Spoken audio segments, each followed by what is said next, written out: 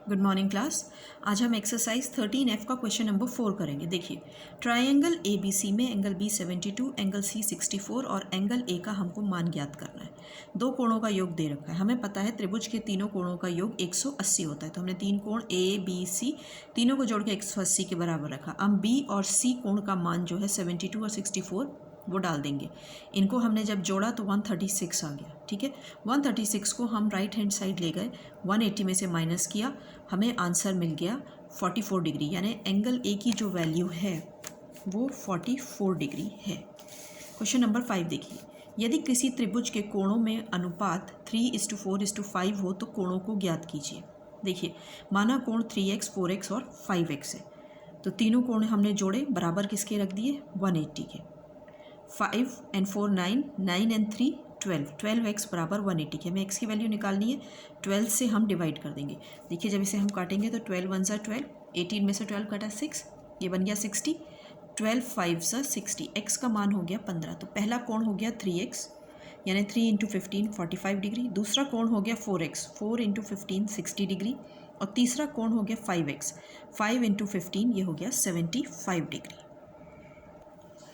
Students, अब हम new exercise start करने जा रहे हैं। एक्सरसाइज 14 है व्रत। व्रत क्या होता है?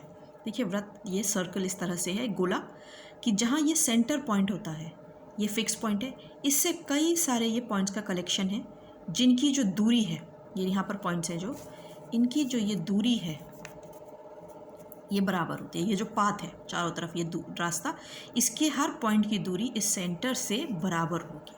ठीक है, व्रत का केंद्र क्या होता है? ये ओ, बीच का लाइन जिसके हम प्रकार रखे और गोला बनाते हैं, वो केंद्र होता है। त्रिज्या होती है केंद्र से लेकर परिधि तक की दूरी। ये जो ये दिख रहा है पोर्शन, ये कर्व सरफेस जो है, ठीक है, ये जो है ये त्रिज्या है। तो OB, OC और OD ये त्रिज्या है। व्यास का नाम, व्यास वो लाइन होती है जो व्रत को दो पॉइंट्स पे टच करती है, ठीक है, और सेंटर से पास होना। व्यास के लिए ज़रूरी है सेंटर से पास होना और सर्कल को दो पॉइंट्स पे टच करना। तो BC एक व्यास है।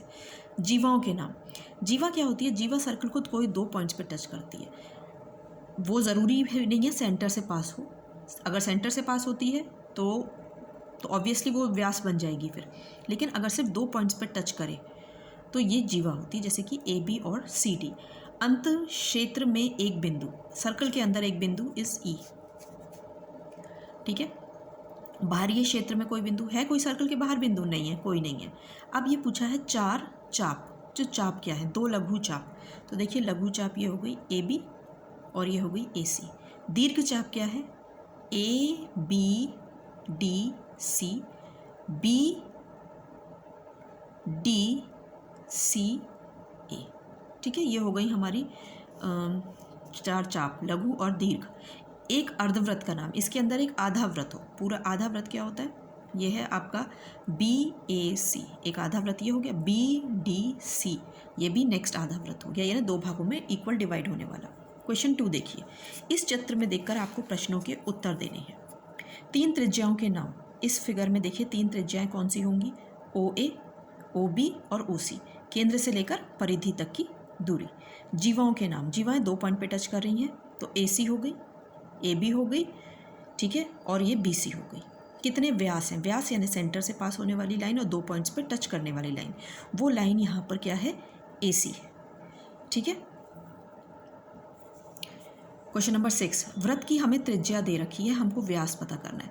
व्यास जो होता है वो त्रिज्या का डबल होता है। तो ठीक है, हमें त्रिज्या दे रखी है 4.5, हमें व्यास निकालना है। व्यास 2 × त्रिज्या, 2 × 4.5 मल्टीप्लाई करेंगे, आप 9.0 मिलेगा। ठीक है, 9.0, पॉइंट के बाद 0 की वैल्यू नहीं होती, हो गया 9 सेंटीमीटर। ठीक है, अब हम ये सत्य देखते हैं। व्रत की त्रिज्या व्रत की जीवा होती है? नहीं, व्रत की त्रिज्या व्रत को दो पॉइंट पे टच नहीं करती है, सेंटर से लेके परिधि तक की दूरी है। व्रत का व्यास व्रत की त्रिज्या होता है।